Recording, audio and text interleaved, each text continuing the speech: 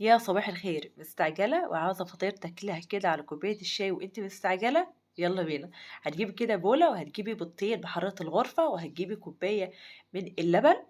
وهنجيب رشة من الملح ورشة من الفلفل الأسود والكمون أو البهارات، وهتضيفي معلقتين من الجبنة، ممكن جبنة صفرا، ممكن جبنة بيضا، طبعًا اللي متوفر عندِك، وهتضيفي ربع معلقة من الخل علشان ريحة زفارة البيض، وهتضيفي 3 معالق من الزيت، وهتضيفي علبتين من الزبادي،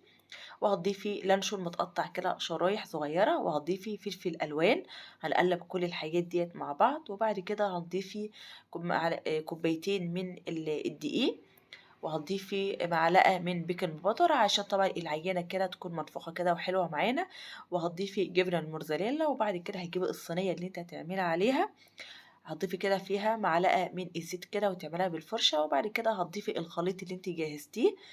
هندّيها كده خبطتين على سطح الرخامة، وبعد كده هندخّلها الفرن على 180 تطلع معاكِ أجمل وأحلى فطاير عملتيها محشية بحشوة جميلة جدًا، حشوة الخضار الجميلة وكلّها فوايد حلوة، وكمان لو حابة تضيفي فيها زيتون ممكن تضيفي زيتون اللي هو المخلي، لكن أنا فضّلت مش أضيف زيتون عشان عندي الأطفال ما بتحبش الزيتون، وتكون كده أحسن كده وخفيفة كده على القلب، الأطفال كانوا بيحسبوها بيتزا في الأول، لمّا شافوا طعمها والحلاوة بتاعتها شكروا فيها أوي. وكمان طلبوا منّي اللي أنا أعملها لهم في المدرسة وكده، بألف هنا وشفا على قلبهم، فعلًا جميلة جدًا، رائعة جدًا، وخفيفة كده على القلب، وخفيفة كمان لفطار أو عشا، أتمنى يكون وصفتي النهارده عجبتِك، أتمنى منِّك اللايك وشير، مع ألف سلامة.